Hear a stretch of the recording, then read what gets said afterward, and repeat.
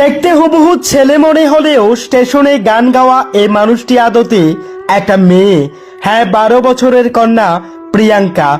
ব্যারাকপুর স্টেশনে ছোটন্ত মানুষগুলোর পাশে দাঁড়িয়ে একের পর এক গান গেয়ে মন মাতানোর চেষ্টা করেন ছোট্ট প্রিয়াঙ্কা।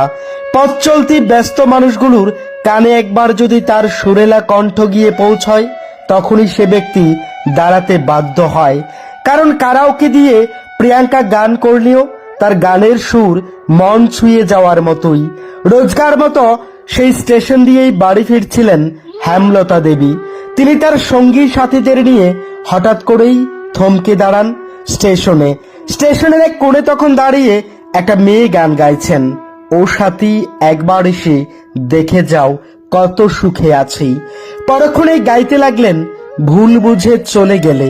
বাচ্চা মেয়ের কণ্ঠে একের পর এক কষ্টের গান শুনেও হেমলতা দেবী বুঝতেই পারেননি এই বাচ্চাটি কোনো ছেলে নয়, মেয়ে বাচ্চা। তিনি দাঁড়িয়ে গান শোনার পর নাম জিজ্ঞেস করতেই অবাক হয়ে যান। মেয়েটি বলেন তার নাম প্রিয়াঙ্কা। সে এই স্টেশনেরই আশেপাশে কোথাও একটা ঘর ভাড়া করে থাকেন। হেমলতা দেবী প্রশ্ন করতেই বলল, এই পৃথিবীতে তার কেউ নেই। স্টেশনে গান গাইলে কারো যদি মনে ধরে, তখন তাকে যা সাহায্য করে তা দিয়েই তার চলে যায়। কিন্তু বর্তমানে তার বাড়ি ভাড়া বাকি রয়েছে, তাই সে একটু পয়সা রোজগারের জন্যই লাস্ট ট্রেনের অপেক্ষা করছিলেন। অনেকেই প্রিয়াঙ্কার গান ভালোবেসে খাবার দাবারও দেয়, যা খেয়েই কোনো রকমের দিন অতিবাহিত করেন প্রিয়াঙ্কা। হেমলতা দেবী বলেন, আমি কি তোমার সাথে ছবি তুলতে পারি? মেয়েটি আরো বিস্ময় প্রকাশ করে এক দৃষ্টিতে চেয়ে রইলেন।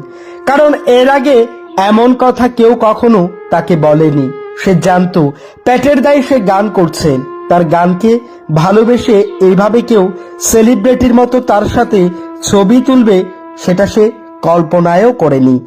মেয়েটি হাসি মুখে ছবি তুলল এবং হেমলতা দেবীকে ধন্যবাদ দিল। পরে অবশ্য হেমলতা দেবীর কল্যাণে সোশ্যাল মিডিয়াতে ভিডিও ছাড়ার পর রীতিমতো ভাইরাল প্রিয়াঙ্কা। কিন্তু তার এই ভাইরালের স্থায়িত্ব আমরা জানি না। তবু চাইব প্রিয়াঙ্কারা ঠিক এভাবেই উঠে আসুক সমাজের আনাজ কানাজ থেকে। জীবন যুদ্ধের আসল গল্পগুলো জমা রেখে গড়ে উঠুক নিজেদের মতো করেই।